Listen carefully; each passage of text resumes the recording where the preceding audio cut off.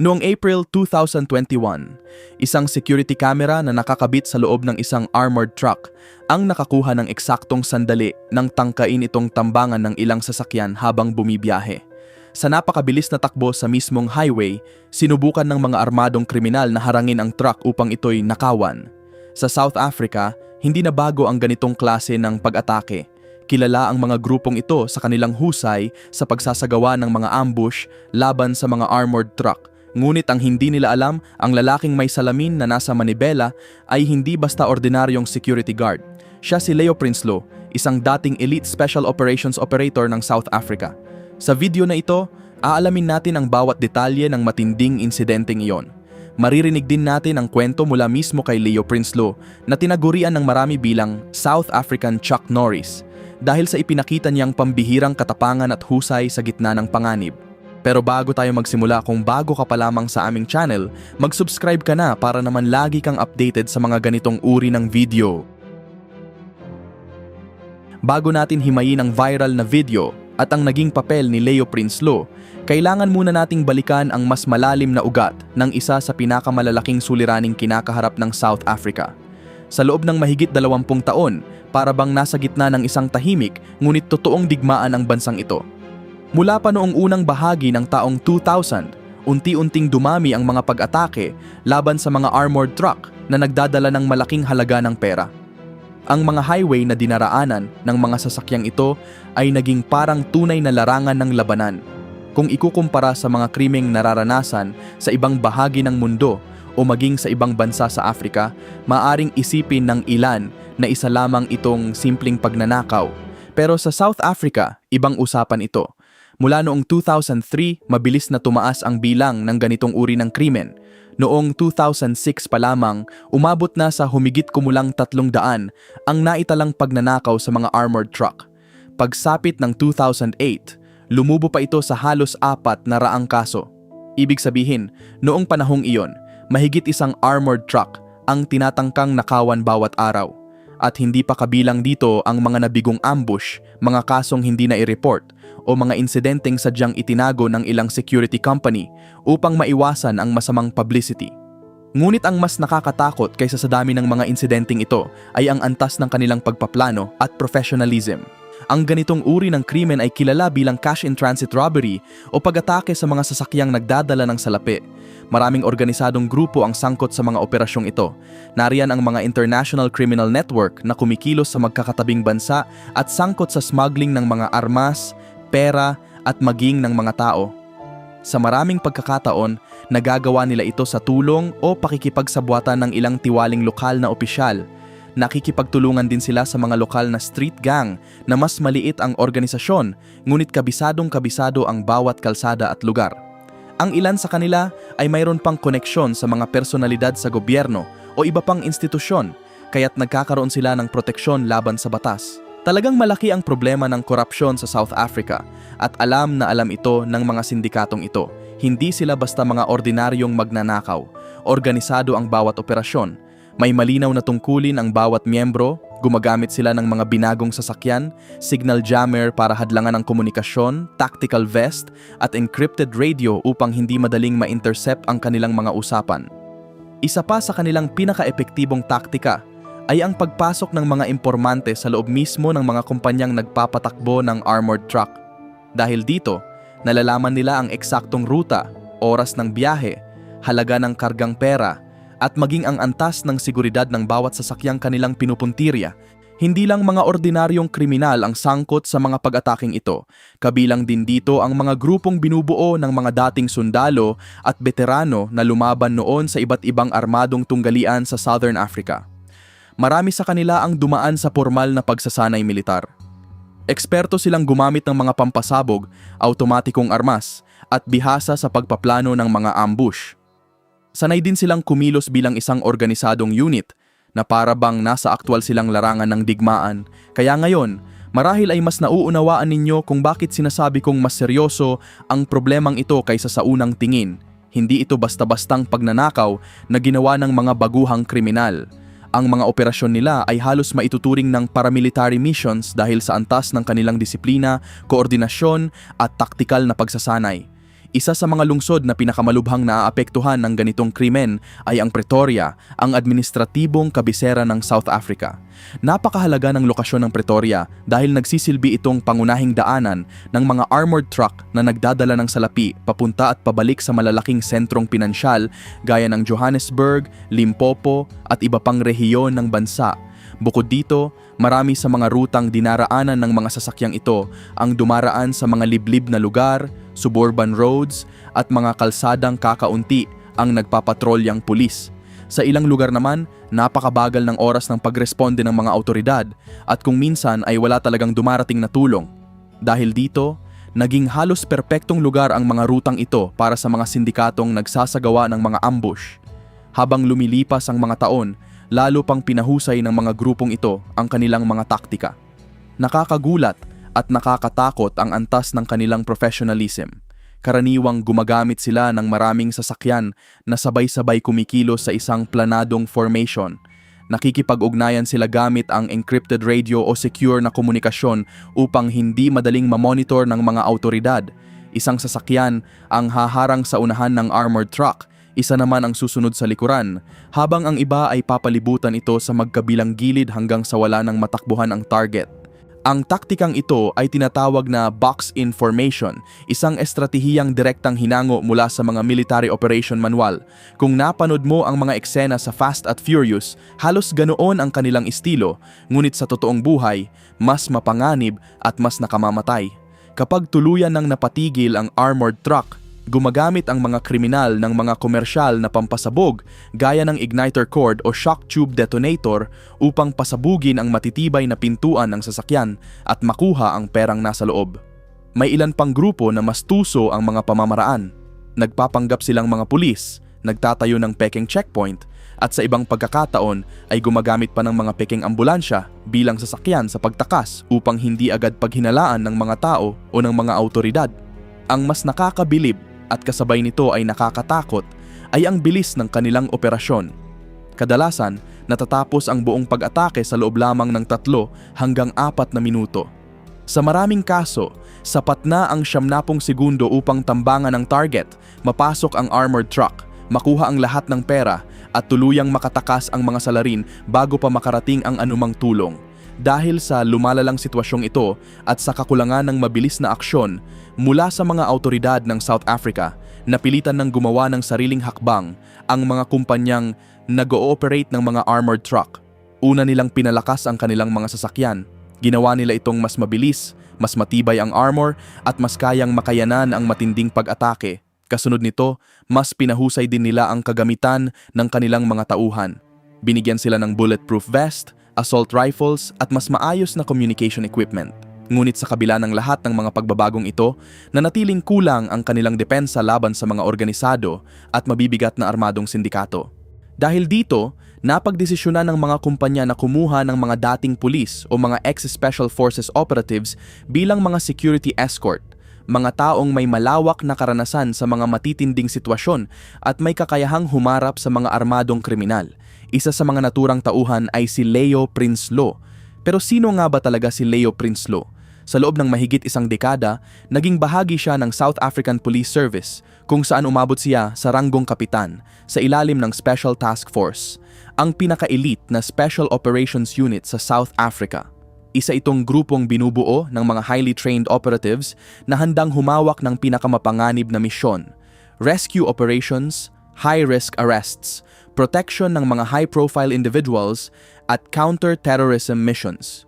Sa madaling salita, ito ang katumbas ng SWAT team o FBI HRT sa ibang bansa. Sa kanyang panahon sa STF, nagsilbi si Leo Prinsloo bilang sniper at lumahok sa iba't ibang armadong engkwentro. Kasama rin siya sa mga security detail na nagpoprotekta sa ilang kilalang personalidad gaya nina Nelson Mandela, Queen Elizabeth II at maging ilang naging pangulo ng Estados Unidos. May mga ulat din na kabilang sa mga binantayan nila ay ang Kardashian sisters, bagamat hindi ito karaniwang binabanggit sa mga opisyal na record. Pagsapit ng 2021, si Leo Prinsloo ay nagtatrabaho bilang escort driver para sa Fortis Proactive Defense, isang private security company na nakatuon sa high-risk transport operations. Noong April 22 ng taong iyon, bandang 10:30 ng umaga, nasa isang pamilyar na ruta siya. Isang araw na tila normal lamang sa simula hanggang sa biglang sumabog ang putukan. Ayon sa ilang analyst, mukhang may palatandaan na raw na nakita ni Prince Lo ang panganib bago pa man umulan ng bala, base sa ilang pagkakataon na sinilip niya ang rearview mirror. Pero sa isang panayam, nilinaw mismo ni Prince Lo na hindi iyon ang nangyari. Ayon sa kanya, wala siyang anumang warning. Ang tanging sandali lang na nalaman niyang may atake ay nang marinig na niya ang mga putok ng sandata. Isang iglap lang, napunta siya sa sitwasyong halos imposible kontrolin. Nagmamaneho ng armored truck sa bilis na lampas 120 km/h sa gitna ng traffic habang binabasag ang salamin, umuulan ng bala at napapalibutan ng mga armadong kalaban. Ngunit sa kabila ng lahat ng iyon, nanatiling kalmado si Leo Prince Lo at hindi nawala ang kontrol sa sasakyan. At kung iisipin, sapat na sana iyon para matawag na bayani ang ginawa niya. Pero hindi doon nagtatapos ang lahat. Ganap na kaguluhan ang sumunod na eksena. Maraming sasakyan ng mga kriminal ang nakapaligid na sa convoy. Sa isang punto, nagawa pa nilang piliting mapalabas sa kalsada ang escort vehicle, dahilan para maiwan na lamang ang armored truck ni Leo. Nagpatuloy si Prince Lo sa pagmamaneho habang hinahabol ng mga sasakyang umaatake. Sa isang bahagi ng highway, huminto ang ilan sa mga sasakyan ng mga kriminal. Bumaba ang mga sakay nito, tila armado, at sinubukang harangan ang daan upang mapahinto siya. Ngunit kung hihinto siya, malinaw na iyon na ang katapusan. Sa halip, mabilis siyang umiwas at dumaan sa gilid nila, patuloy na nagmaneho sa gitna ng kaguluhan. Maraming nagtatanong kung bakit hindi gumanti ng putok si Leo Prince Lo at ang kanyang kasama na si Lloyd Tom Bemy kahit malinaw sa video na armado rin sila ng assault rifles.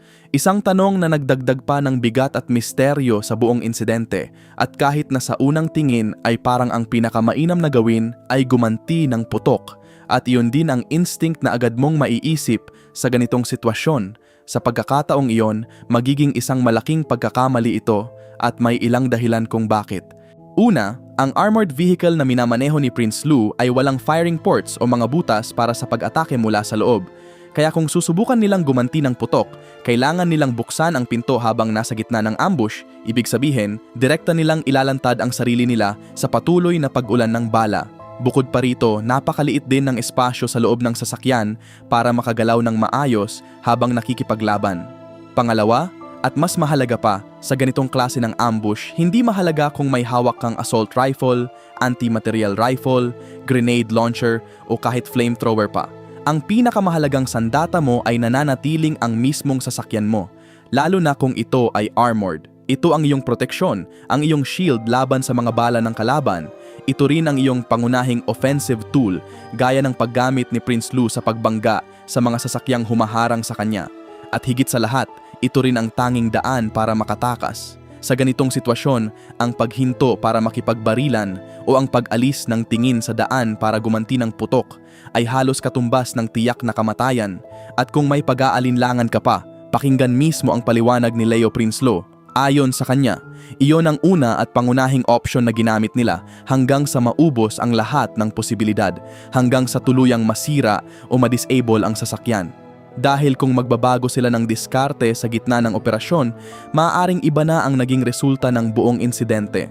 Samantala, maraming tao sa internet ang bumatikos at pinagtawanan si Lloyd Tom Bemy, ang kanyang co-driver.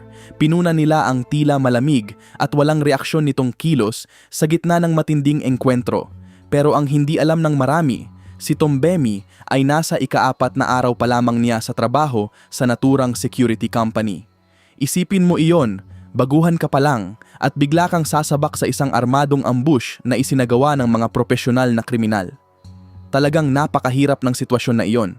Sa katunayan, kung matapos mo ang ganong insidente nang hindi ka tuluyang nag-collapse sa stress, masasabi mong swerte ka na. Maging si Leo Prince Lo ay ipinagtanggol ang kanyang kasama. Ayon sa kanya, madali para sa mga taong nanonood lang mula sa labas, nakaupo sa harap ng screen o nanonood ng action movies, na magkomento at maghusga.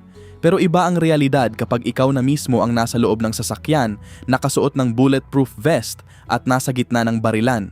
Sa ganitong sitwasyon, ang pinakamasamang maaaring gawin ng co-driver ay ang magpanik o gumawa ng anumang bagay na makakadistract sa driver.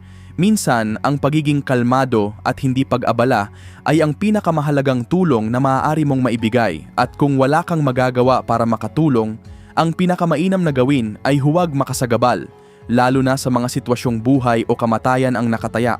Ngunit bumalik tayo sa aktwal na pangyayari.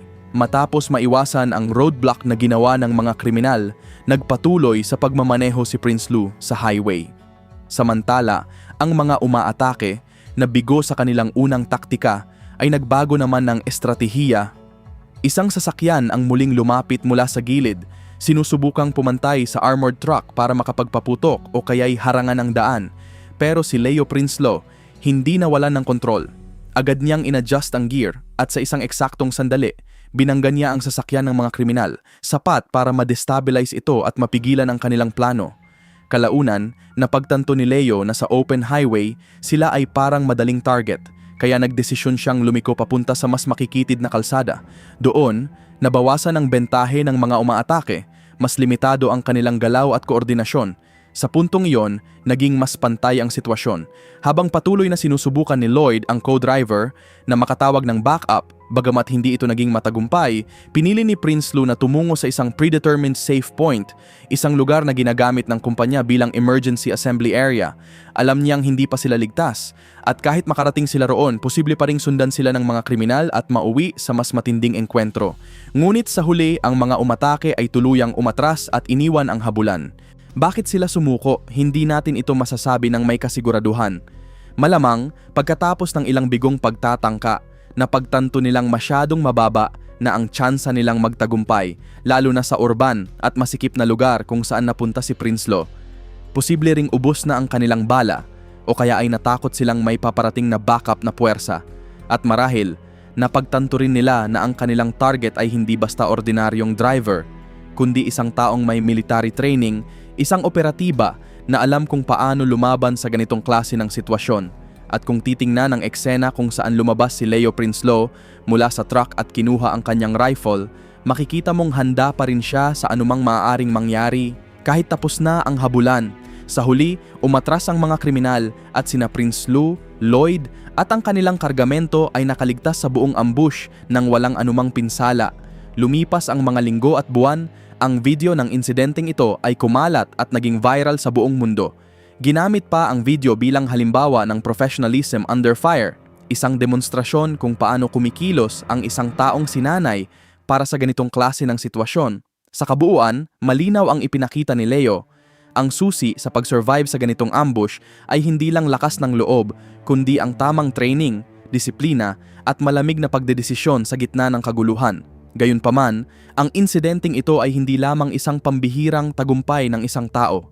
Isa rin itong paalala ng mas malalim na problema na matagal nang nararanasan sa South Africa. Isang krimen na patuloy pa ring umiiral hanggang ngayon at hindi pa rin ganap na nabibigyan ng solusyon. At marahil, ang ganitong mga kwento ay nagsisilbing paraan upang ipakita sa mundo kung gaano kabigat ang realidad na kinakaharap ng ilang lugar sa likod ng mga viral na video. At yan ang buong kwento. Kung nagustuhan mo ang video na ito, pwede mong suportahan ang channel sa pamamagitan ng pag-subscribe sa aming channel. Ako si Noel, ito ang Noel Polo TV, at kita-kits sa next video.